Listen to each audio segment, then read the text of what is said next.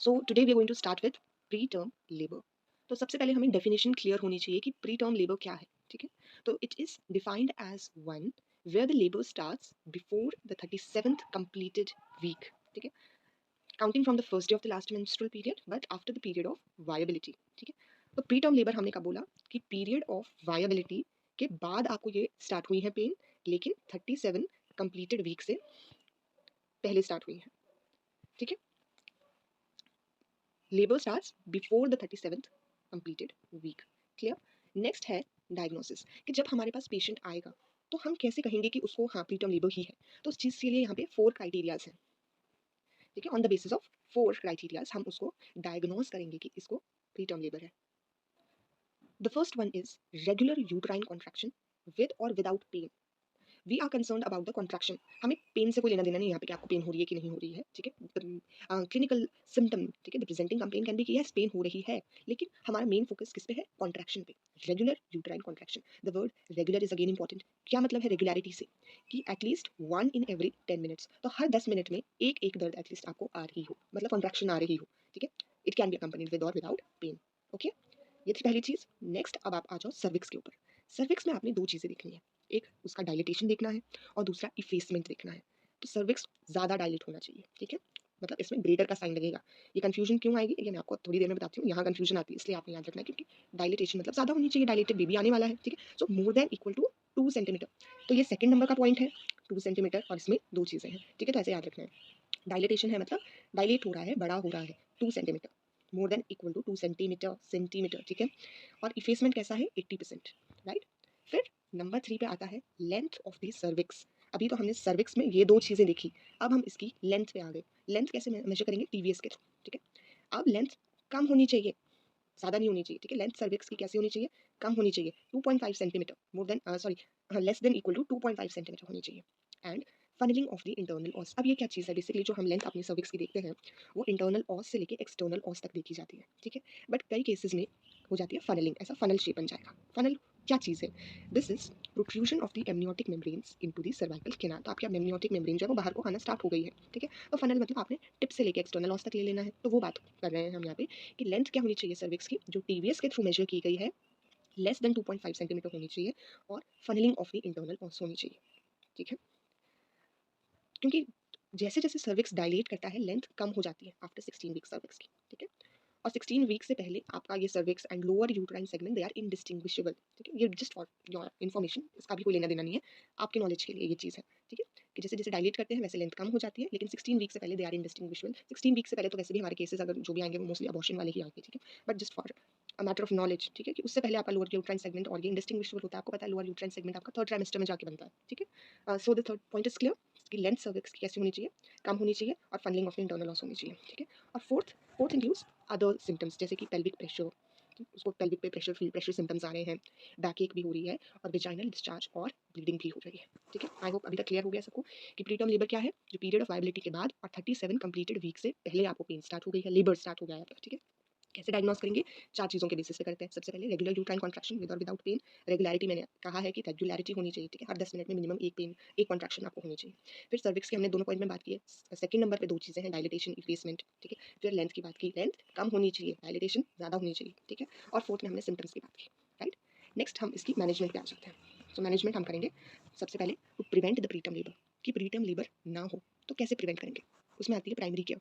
ये आपका पीएसएम वाला है। ठीक है, primary care, secondary prevention, tertiary prevention. ठीक है, प्राइमरी केयर हम रिस्क फैक्टर्स रिड्यूस करेंगे। ठीक है, तो रिस्क फैक्टर्स क्या क्या है, हमें कैसे पता कि किसमें प्रीटर्म लेबर हो सकता है? तो कुछ रिस्क फैक्टर्स हैं, they are not written according to the majority cases में जो देखा जाता है, इट्स जस्ट जनरल उसमें लिखे गए हैं, इट्स लाइक अ स्टोरी कि आपको थोड़ा याद हो जाए।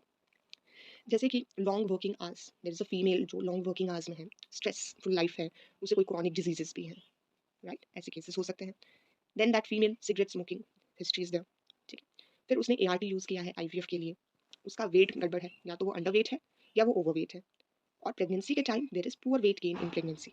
ओके, और इंटर प्रेगनेंसी इंटरवल जो है 18 मंथ से कम है या मोर देन 59 मंथ्स है, या उसके पास जो यूट्रस है उसमें कुछ अनोमलीज हैं, या सर्वाइकल इनसफिशिएंसी है। Then these are some important risk factors. Right, अगर वाइवा में आपसे पूछें तो सबसे पहले ये बोलने हैं, फिर पीछे वाले बोलने हैं। ठीक है, there is previous history of preterm labour, very important history. ठीक है, और there is previous history of abortion और एमटीपी। देन इन्फेक्शंस, किस तरीके के इन्फेक्शन, जैसे कोई रिकरेंट यूटीआईज उसको हो रहे हैं, इवन एसिम्प्टोमेटिक बैक्टीरिया, ओके। और प्रेजेंट प्रेगनेंसी में she has conditions like APH, preeclampsia या premature rupture of membranes हो गई है, ठीक है, prelabour rupture of membranes भी इसे कहते हैं, या कोई सर्जरी उसकी हुई हो, ठीक है, major surgery. Then uterine over distension, जैसे कि मल्टीपल प्रेगनेंसी के केस अगर हो, और पॉलीहेड्रोमनियोस हो, और जो फीटस उसके पास है उसका कोई कॉन्जेनाइटल मैलफॉर्मेशन हो गया हो या इंट्रा यूट्राइन डेथ हो गया हो, तभी समय से पहले उसको कॉन्ट्रैक्शन स्टार्ट हो जाएंगे, ठीक है। तो अगर आपको रिस्क फैक्टर्स पूछते हैं तो ये वाले इंपॉर्टेंट है, ठीक है, हिस्ट्रीज वगैरह वगैरह, फिर आपने जो हमने पहले डिस्कस किया वो आप बोल सकते हैं। तो ये तो प्राइमरी केयर थी, जिसमें हमने अपने रिस्क फैक्टर्स को रिड्यूस किया। सेकेंडरी केस, ठीक है, सेकेंडरी केस में क्या आएगा आपका, केयर में क्या आएगा आपका, स्क्रीनिंग फॉर अर्ली डिटेक्शन। तो हम पहले ही स्क्रीनिंग कर लेंगे, टेस्ट हम देखेंगे कि कौन कौन से कर सकते हैं थोड़ी देर में, तो हम स्क्रीनिंग कर लेंगे, और प्रोफाइलिटिक ट्रीटमेंट के तौर पे हम टोकोलिटिक्स दे सकते हैं, राइट। और टर्जरी केयर, अब उसको प्रीटर्म लेबर हो गया है, लेकिन हम चाहते हैं कि कोई पेरिनेटल मॉर्बिडिटी या मोर्टेलिटी आफ्टर द डायग्नोसिस ना हो, इसलिए हम उसको कॉर्टिकोस्टेरॉइड्स दे लेते हैं, ठीक है। आई थिंक यहाँ तक क्लियर हो गया है सबको। Know what are the investigations जो हमने करनी है, सबसे पहले हम फुल ब्लड काउंट कर लेंगे, ठीक है। फिर यूरिन कल्चर एंड सेंसिटिविटी हमने करना है, क्यों, अभी अभी हमने कहा हमें यूटीआईज को रूल आउट करना है, एसिम्प्टोमेटिक बैक्टीरिया को रूल आउट करना है, इसलिए हम करते हैं। Then there is this very important test, this is cervico vaginal swab, ठीक है, ये स्वैब हमने लेना है, और इसका हमने कल्चर करना है, और दूसरा हमने फाइब्रोनेक्टिन देखना है इसमें। ये स्वैब कहाँ से लिया जाता है, from posterior fornix, 10 time rotate करके लिया जाता है, ठीक है। कल्चर तो हम समझ गए, ठीक है, कोई इन्फेक्शन वगैरह हम देखना चाहते हैं। दिस इज ना, what is this fibronectin. Fibronectin basically एक ग्लाइकोप्रोटीन है जो फीटस की मेम्ब्रेन्स को बाइंड करके रखता है डेसिडुआ के साथ, ठीक है। और नॉर्मली अगर देखा जाए, this is present in your सर्वाइको vaginal discharge, कब, लेकिन बिफोर 22 वीक्स, 22 वीक्स से पहले, ठीक है। तो 22 वीक्स से पहले आप मतलब बहुत पहले की स्टार्टिंग की बात कर रहे हैं, फर्स्ट ट्राइमेस्टर की, ठीक है, स्टार्टिंग में है, या 37 वीक्स के बाद, जब हमारा प्रीटर्म हम कंसीडर ही नहीं करेंगे, तो मतलब उन पीरियड्स के पहले और बाद में है, जब हम प्रीटर्म की डेफिनेशन में उसको प्रीटर्म को बोल ही नहीं रहे, ठीक है, तो उस टाइम में नॉर्मली प्रेजेंट होता है। लेकिन अगर ये आ जाता है बिटवीन 24 टू 34 वीक्स, ठीक है, देखो 4 4 है, 24 टू 34 वीक्स, कितना होना चाहिए, मोर देन 50 नैनोग्राम पर ml, this is a predictor of preterm, right. और हमने ये टेस्ट कराया और ये नेगेटिव अगर आया है, तो दिस रियश्योर्स, आपको श्योरिटी देता है कि for the next 7 days delivery नहीं हो रही है, उसके बाद आप दोबारा करवा लीजिए, ठीक है। क्लियर हो गया, ये था आपका सर्वाइको विजाइनल स्वैब वाला टेस्ट। नेक्स्ट आप करेंगे ultrasound, this is for your fetal wellbeing, fetus का पता चल जाएगा, ठीक है, और चीज़ें भी तो रूल आउट करनी है। सर्वाइकल लेंथ का पता चल जाएगा, इसमें हमारा टीवीएस आ जाएगा, ठीक है, टीवीएस वाला, पेन isn't working, TVS, ठीक है। एंड प्लेसेंटल लोकलाइजेशन, जो भी नॉर्मल अल्ट्रासाउंड्स कैरी आउट होते हैं वो तो आपने करने ही है, बाकी serum electrolytes and glucose levels भी आपने देखने हैं। क्लियर हो गया, तो यहाँ तक हमने डिस्कस किया अपना मैनेजमेंट प्रिवेंशन वाला, कि हम किस तरीके से प्रिवेंट कर सकते हैं। हम पहले से ही रिस्क फैक्टर्स देख लेंगे, पहले से ही सारी इन्वेस्टिगेशंस कर लेंगे, ठीक है। नेक्स्ट हम देखेंगे how to arrest the preterm labour, मतलब अब लेबर स्टार्ट हो गया लेकिन हमें उसे अरेस्ट करवाना है, क्लियर।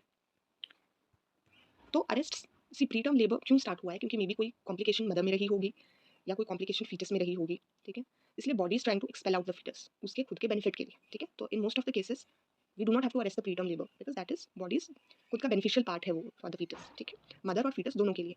लेकिन in few cases 10 to 20% of the cases जहाँ पे fetus is not compromised, maternal conditions remains good, membranes are intact, मतलब सब कुछ ठीक है, तो हम बेबी को बाहर नहीं निकालना चाहेंगे। अब वो भी है कि क्यों नहीं निकालना चाहेंगे, बिकॉज प्रीटर्म लेबर के अपने खुद के कॉम्प्लिकेशंस हैं, बहुत सारे हैं, अभी हम डिस्कस करेंगे वो लास्ट में। तो हम नहीं चाहते कि ज़रूरत से पहले बेबी बाहर आ जाए, ठीक है। तो अभी रिक्वायर्ड नहीं है, तो उस चीज़ को बचाने के लिए हम क्या क्या कर सकते हैं। तो सबसे पहले तो हमने बेड रेस्ट बोलना है पेशेंट को कि you do the bed rest left lateral position में, ठीक है। पोजीशन का कोई बेनिफिशियल रोल अभी वैसा तो नहीं बताया गया है, लेकिन you have to write it, okay. Adequate hydration maintain करके रखना है। देन प्रोफाइलेक्टिक एंटीबायोटिक, ठीक है, to prevent neonatal infections with group B streptococcus, आपके बुक्स में ये लिखा होगा जीबीएस करके, ग्रुप बी स्ट्रेप्टोकोकस, और इसमें हम पेनिसिलिन देंगे, ठीक है। और अगर जब हमने पीछे टेस्ट इन्वेस्टिगेशंस करवाई थी तो हमें पता चला कि यस उसको इन्फेक्शन है, तब तो definitely you have to give, in such cases हम प्रोफाइलेक्टिक एंटीबायोटिक देते ही देते हैं। Then you can do prophylactic cervical cerclage, ठीक है, जिसमें सर्विक्स को क्लोज कर दिया जाता है थ्रू सूचर्स, ठीक है। That is a separate topic, हम उसकी इतनी डेप्थ में नहीं जाएंगे, अभी सिर्फ हम नेम पढ़ रहे हैं, ठीक है, कि बेड रेस्ट, हाइड्रेशन करना है पेशेंट के लिए, उसको एंटीबायोटिक्स दे दो, हो सके तो सर्वाइकल सर्क्लाच भी किया जा सकता है, ठीक है। नेक्स्ट हमने क्या करना है, दैट वाज नंबर 4। नंबर 5, सबसे पहले हमने उसको ग्लूकोकॉर्टिकॉइड थेरेपी देनी है, स्टेरॉइड्स देने हैं, ठीक है। नाउ स्टेरॉइड्स हम कब कब दे सकते हैं, फ्रॉम 34 टू 37 वीक, ठीक है, 34 टू 37 वीक्स तक हम उसको स्टेरॉइड्स दे सकते हैं। Now why do glucocorticoid therapy stands apart, this is a very important therapy, क्यों, क्योंकि it accelerates the lung maturity, ठीक है। प्री मैच्योर बेबी का सबसे पहला कॉम्प्लिकेशन यही है, आरडीएस, रेस्पिरेटरी डिस्ट्रेस सिंड्रोम, हमें उस बेबी के आपके लंग्स मैच्योर ही नहीं है, तो हम दे देंगे कॉर्टिकोस्टेरॉइड थेरेपी की जल्दी जल्दी लंग मैच्योर हो जाए, ठीक है। There will be formation and release of surfactant and there will be as a result, there will be decreased chances of RDS, IVH, NEC, PGA. RDS क्या है? आपके रेस्पिरेटरी डिस्ट्रेस सिंड्रोम. IVH है आपका intravascular haemorrhage. NEC is necrotizing enterocolitis and PDS जो patent ductus arteriosus. ठीक है, तो glucocorticoid therapy में पूछा जाता है कि क्यों यूज़ की जाती है. ठीक है, सबसे पहले कहा कब यूज़ कर सकते हैं हम? 34 टू 37 वीक तक यूज़ कर सकते हैं और लंग मैच्योरिटी के लिए यूज़ किया जाता है. सर्फेक्टेंट का फॉर्मेशन और रिलीज होगा. ठीक है, and most of the time सिर्फ रेस्पिरेटरी डिस्ट्रेस सिंड्रोम को बोला जाता है कि वो उससे बचाया जाएगा, लेकिन सिर्फ उससे नहीं बचाता है. 4 चीज़ें होती हैं. ठीक है, तो ये चारों आपको बोलनी है कि रेस्पिरेटरी डिस्ट्रेस सिंड्रोम भी है, इंट्रावेस्कुलर हेमरेज भी है, नेक्रोटाइजिंग एंटीरोकोलाइटिस भी है और पेटेंट डक्टस आर्टेरियोसिस से बचाता है. तो ये चारों आपको बोलना है, नॉट जस्ट RDS. ठीक है, तो this dose is important. Why only these two are given? क्योंकि ये क्रॉस कर देती है प्लेसेंटा को. ठीक है, बीटामिथासोन एंड डेक्सामिथासोन. ठीक है, ब से मतलब नंबर 2 आप याद रख सकते हो. 2 की हम यहाँ पे बात करेंगे. ठीक है, so betamethasone is 2 IM injections of 12 milligram each. अब ये कम है. ठीक है, 2 ही इंजेक्शन है तो बड़ा टाइम इंटरवल होगा 24 आवर्स अपार्ट. ठीक है, और डेक्सामेथासोन में 4 IM injections of 6 milligram each 12 hours apart. तो उसमें हम ज़्यादा दे रहे हैं तो डोज कम रहेंगे और इंटरवल भी कम रहेगा. ठीक है, सो बीटामिथासोन इज 2 IM का इंजेक्शन है, ज़्यादा बार देना पड़ेगा, है ना. तो 2 IM का ही है, 12 mg उसमें है आपका ये कॉर्टिकोस्टेरॉइड और 24 आवर्स अपार्ट देना है. डेक्सामेथासोन कितना है? 4 IM का है और 6 milligram each in 12 hours apart. ठीक है, ये आपको याद करना ही पड़ेगा कि ये 2 बारी देना है, ये 4 बारी देना है. 2 बारी कितना देना है? 12 मिलीग्राम देना है. ये 4 बारी कितना देना है? 6 मिलीग्राम देना है. तब ये 2 बारी ही देना है तो 24, ये 4 बारी ज़्यादा बारी देना है तो 12 आवर्स. तो ये तो आपको एज इट इज़ लर्न करना पड़ेगा, लेकिन इससे कुछ साइड इफेक्ट्स भी होते हैं. मेटर्नल में हाइपरग्लाइसीमिया हो सकता है. ठीक है, हाइपरग्लाइसीमिया, इसलिए हम इन्वेस्टिगेशंस में उसका ग्लूकोज लेवल्स देखते ही रहते थे, इफ यू रिमेंबर. और फीटल में फीटल ब्रीदिंग को ये कम कर सकता है. ठीक है, एंड बॉडी मूवमेंट्स को भी ये कम कर सकता है. और अगर पेशेंट में पहले से कोई इन्फेक्शन है उसको फ्लेयर अप कर सकता है. ठीक है, तो ये हमें चीज़ें पता होनी चाहिए. ठीक है, तो ये हमारा ग्लूकोकॉर्टिकॉइड थेरेपी थी. ठीक है, पेशेंट आया, हमने उसको ग्लूकोकॉर्टिकॉइड्स दी थी. नेक्स्ट अब हम उसको क्या देंगे? Number 6, tocolytic agents. कौन होते हैं टोकोलिटिक एजेंट्स? जो ऐसे ड्रग्स होते हैं जो इनहिबिट कर देते हैं यूट्राइन कॉन्ट्रैक्शंस. ठीक है, और कितना टाइम तक? 48 आवर्स तक आपका यहाँ पे आपको टाइम मिल जाता है. ठीक है, so to delay the delivery and provide time for lung maturity from the glucocorticoid therapy and in utero transfer of patient to a tertiary centre with NICU. ठीक है, मान लो कहीं पे आपको प्राइमरी सेंटर में हो आप या कहीं सिविल हॉस्पिटल में हो जहाँ पे आपके पास फैसिलिटीज़ नहीं है, आपके पास ऐसा पेशेंट आ गया तो आपने उसको ग्लूकोकॉर्टिकॉइड थेरेपी दे देनी है और टोकोलिटिक्स दे देने हैं. ठीक है, टोकोलिटिक्स में क्या कर देगा? आपको 48 आवर्स तक का टाइम मिल जाएगा. ठीक है, डिलीवरी 48 आवर्स तक डिलेज हो जाएगी. सबसे पहली बात. दूसरी बात क्या होगी? लंग मैच्योरिटी के लिए टाइम मिल जाएगा कि जो आपने ग्लूकोकॉर्टिकॉइड थेरेपी दी है it is going to act. ठीक है, फॉर दैट टू एक्ट. और तीसरी चीज़ ट्रांसफर के लिए. ठीक है, पेशेंट को एक ऐसे सेंटर पे पहुंचाना है जहाँ पे निको है, आपको उसके लिए भी टाइम मिल गया. सो टोकोलिटिक्स आर सो मच इंपॉर्टेंट. लेकिन वेरी इंपॉर्टेंट, आप इसको सिर्फ 34 वीक्स तक ही दे सकते हैं. अगर आपका पेशेंट 34 या 34 से ज़्यादा हो गया है, you are not going to give tocolytics. तब तो आपको फिर डिलीवरी करवानी ही पड़ेगी. ठीक है, हम रोकना नहीं चाहते हैं यहाँ पे. So give this is given maximum till 34 weeks, never more than equal to 34 weeks. कौन कौन सी ड्रग्स दे सकते हैं? You can give like indomethacin. ठीक है, मोस्टली 32 वीक्स पे अगर है तो इंडोमेथासिन. निफेडिपिन दे सकते हैं, this is the safest. Atosiban best in heart disease and terbutaline. ठीक है, सिर्फ इतनी सी भी याद रख के लिख देंगे आप, so that would be good. So ये आपके टोकोलिटिक एजेंट्स हैं. ठीक है, वेरी वेरी इंपॉर्टेंट बातें हमने इसमें डिस्कस की हैं. देन अगेन आपका पेशेंट 34 से कम ही है. ठीक है, 32 या 34. ठीक है, you have to give neuroprotection. Somewhere it is written 32 लेकिन आपके डीसी गुप्ता में 34 लिखा है. ठीक है, so we will move according to the book. ठीक है, काफ़ी जगह तो नहीं है. अब जब दत्ता ने 34 लिख दिया तो 34. ठीक है, न्यूरो प्रोटेक्शन 34. ठीक है, अब इसमें भी हम लोडिंग डोज दे देते हैं 4 gram IV over 3 to 5 minute. ठीक है, 4 ग्राम IV ओवर कैसे देनी है? 4 gram IV over 3 to 5 minute followed by an infusion of 1 gram पर आवर. ठीक है, सो ये आपको एज इट इज याद करना है. ठीक है, कैसे याद रखेंगे? 34 की बात की गई है, सो 3, 5 और 4 मतलब यहीं से लगा लो कि 4 ग्राम IV. ठीक है, 3 to 5 मिनट. इन्फ्यूजन कितना देना है? 1 ग्राम पर hour. Started with in 4 hours of preterm labour. ठीक है, तो आपको प्रीटर्म लेबर स्टार्ट हो गया पेशेंट को, 4 घंटे के अंदर अंदर आपको मैग्नीशियम सल्फेट लगाना है and this will be continue till delivery और अप टू 24 आवर्स. ठीक है, तो आपने डिलीवरी तक भी कंटिन्यू रख सकते हो या डिलीवरी के बाद 24 आवर्स तक भी कंटिन्यू रख सकते हो. ठीक है, तो ये भी देना है. बट आपके अब जो ये टोकोलिटिक्स हैं जिनकी हमने इतनी तारीफ की कि हमें इतना सारा टाइम मिल जाएगा, ग्लूकोकॉर्टिकॉइड थेरेपी के लिए भी टाइम मिल जाएगा एक्ट करने के लिए और ट्रांसफर ऑफ पेशेंट के लिए भी टाइम मिल जाएगा, लेकिन इनकी भी कुछ कॉन्ट्राइंडिकेशंस हैं.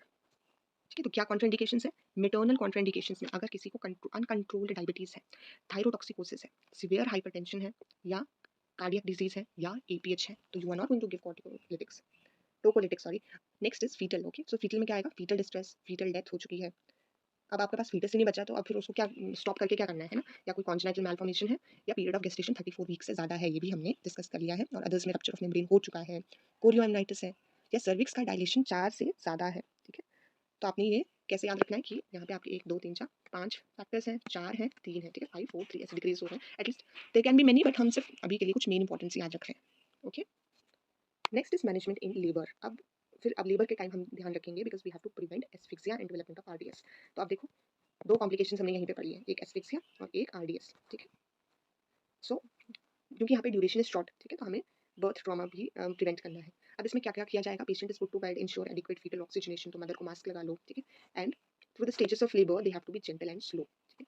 क्लैम्प्ड इमीडिएटली एंड कॉर्ड की जो लेंथ है वो लंबी रखनी, ठीक है? Cord length is kept long, okay? After that these points are there before shifting to NICU। आपको देखना है कि एयर पैसेज क्लियर है कि नहीं है, एडिक्वेट ऑक्सीजनेशन हो गई है बेबी में, baby is wrapped, then aqueous solution of vitamin K 1 milligram injection आप आईएम दे सकते हैं टू प्रिवेंट हेमरेजिक मैनिफेस्टेशंस। और उसके बाद आपने निकू में शिफ्ट करना है, ठीक है? बट हम सिजेरियन भी तो कर सकते हैं, ऐसा है क्या? नो। प्रीटर्म में जरूरी नहीं है, only in preterm with breach आप वहाँ पे कर सकते हैं। लोअर सेगमेंट वर्टिकल या जे शेप का इंसिजन यहाँ पे देना है, ठीक है? कौन सा देना है, वर्टिकल या जे शेप का? क्योंकि there is poor formation of the lower uterine segment, okay? फिर आपने बेबी को डिस्चार्ज कब करना है? When they attain sufficient weight, second they attain good vigour, third able to suck the breast successfully, ठीक है? then you have to discharge। at last we have the complication or some consequences कि क्यों हम prevent करना चाह रहे थे preterm labour को। let's look at some immediate, जिसमें आता है आपके पास RDS रेस्पिरेटरी डिस्ट्रेस सिंड्रोम। वैसे एस्फिक्सिया सबसे पहले आना चाहिए, ठीक है? एस्फिक्सिया रेस्पिरेटरी डिस्ट्रेस सिंड्रोम, ठीक है? Then there are some infections like necrotizing enterocolitis, intracranial haemorrhage, ठीक है? जो हमने पहले डिस्कस किए थे, PDA, ठीक है? वो आएगा। हाइपोथर्मिया एंड हाइपोग्लाइसीमिया, ठीक है? 2 हाइपो वाले आप याद कर लो, हाइपोथर्मिया, हाइपोग्लाइसीमिया। सिड्स भी हो सकता है, ठीक है? न्यूनेटल शॉक, अदर इन्फेक्शंस में ब्रोंकोनिमोनिया एंड मेनिंजाइटिस हो सकता है, हार्ट फेलियर हो सकता है, ओलिगूरिया एनुरिया हो सकता है, ठीक है? जॉन्डिस हो सकता है, PDA we have already said, dehydration and acidaemia हो सकता है, and anaemia and retinopathy of prematurity, ठीक है? Anaemia and retinopathy of prematurity. Then long term basis पे क्या हो सकता है? लॉन्ग टर्म बेसिस पे we have cerebral palsy and epilepsy and ADHD। Is it clear? Then there can be increase in the infant mortality rate, then hypertension in adult life, chronic lung disease, diabetes in because there is increased insulin resistance, then there can be blindness, myopia और strabismus, ठीक है? तो कई बार complications पूछ ली जाती हैं। Then just a short note कि हमें पता होना चाहिए early preterm birth क्या होता है, that is after the period of viability but before 34 weeks, ठीक है? तो 37 तक बोल रहे थे ना, और 37 से पहले कर दो 34 तक, ठीक है? तो 34 तक। और लेट प्रीटर्म में होता है 34 से लेकर 36 तक, ठीक है? 34 0 डे है ना, और 36 प्लस 6 डेज, ऐसा मतलब है इसका। इम्प्रूव्ड सर्वाइकल रेट ज़्यादातर होता है जो रेट वाले लेट प्रीटर्म बर्थ वाले होते हैं, ओके?